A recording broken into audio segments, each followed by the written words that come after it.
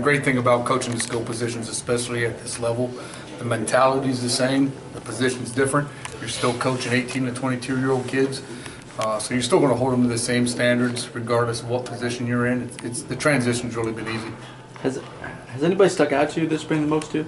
I think if you look at the whole group, we've made some improvements. Obviously, we have some young guys that are, had some experience playing last year, and you always expect guys as they move through the program to make improvements. Obviously, there's been some guys that have really made tremendous jumps. You look at Shameen Jones is a guy that flashed at the end of last year and is really having a very good spring ball. Mo Jabby is doing a heck of a job this year. Bo Melton, and Everett Wormley is doing a great job too. So, there's guys that played last year as freshmen, probably got thrown into the fire a little bit early. So you would expect those guys to use that experience and play a little bit better, and they are. You weren't his coach last year, but in hindsight, what do you think was the hardest part of Bo trying to get his feet under him as a college freshman? Oh, I think it's always a big transition. Regardless of where you come from, what other people say how good you are. The facts of the matter are he's coming in here as an 18-year-old kid that never played in the Big Ten, and all of a sudden the game's faster, and some of the things he could get away with in high school, you can't get away with this at this level. And unfortunately, we had to play him last year. But the biggest thing for him now is he's grown up, from a mental standpoint, and really gotten a lot of confidence and really moving forward. But it's a big transition for everybody. There's an outside perception that Rutgers needs more skill position players to compete. You deal with these guys every day. Do you scoff at that notion? Are you confident in the guys to make plays? Oh, I'm confident the guys we have. I really am. The four guys that I kind of mentioned, but there's other guys out there. Hunter Hayek's doing a heck of a job. Prince Taylor, is a guy you probably haven't heard a whole lot of. Is doing a heck of a job here in the spring. And then Eddie Lewis, just talking about what we talked about with Bo. I mean, the guy, just walked in here 3 months ago, and he didn't know what he was walking into, and he's really had a good spring. So the guys we got in the room are the guys that are going to help us win, and they can. I have full confidence in them. You mentioned coming in as an 18-year-old freshman sometimes struggle. How much do you think Shameen benefited from having that redshirt year to have? No question. Shameen, I don't know what he weighed when he came in here a year ago. Just physically, he wasn't ready to play. From a strength standpoint, he's up to 190, 195 pounds, whatever it is now, and he looks like a Big Ten wide receiver. When he walked in here a year ago, he was 165 pounds.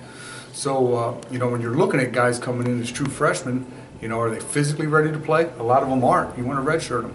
Are they mentally ready to play? Some of them are physically ready to play, but they're not mentally ready because it's a big transition.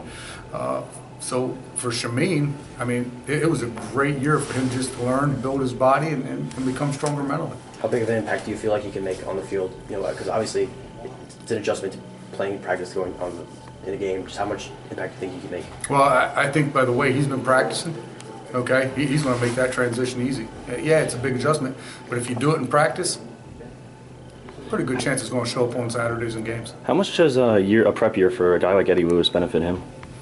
I think it's benefited him tremendously. He's a year older, okay? I mean, really, he should have come in with Bo and Hunter and Shameen and those young guys. So he's a little bit older. He's been through the ringer a little bit, so to speak. Hey, Milford Academy is no picnic, and him coming in here, he's really made a good transition, smooth transition. Hunter is a guy who did get that experience. What did that help? What did that do for him to kind of give him a year under, experience? And Hunter's got to look at it a different way. He was the guy who was kind of forced into playing. Yeah. Okay? He's played in games. He's played in the big house. He has that experience. He knows that he can go out and play in the Big Ten. All right? So he's got to have that confidence. Now he's just got to detail, learning how to really play wide receiver. But he's having a good spring too, making plays out there, which, a year ago he wasn't quite making. So I think, guys, we got a good core. Okay, we've got a good core of wide receivers. We just got to keep moving them along. Ash and Coach McNulty both said that they believe Bo Melton is that big play, home run hitter type of threat. Do you agree with that assessment that he can be that type of presence? When my two bosses say it, of course I agree with it. No, the thing about Bo, Bo's playing with confidence right now. Okay, and when you play with confidence, okay, you can just go out and play instead of thinking all the time. and you know, he's really stepped up his game here in the spring, and we just got to keep moving forward to make sure he keeps pressure on himself to keep getting better every day, and he's doing that. Because how do you approach, it seems like a lot of your top guy receivers are all kind of around the same height, same size, and everything. How do you approach that from a coaching standpoint? How do you think it helps the offense maybe a little bit more interchangeable in different spots? Well, right now we're trying to make sure we get the offense down in one spot. Yeah. But as we go through spring, and I'm still learning the guys. I mean, it's, you know, I've only been on the practice field with them now 11 times as their position coach, and I'm still learning them. But eventually, you know, we're gonna have to be able to have guys that can move around and play other positions.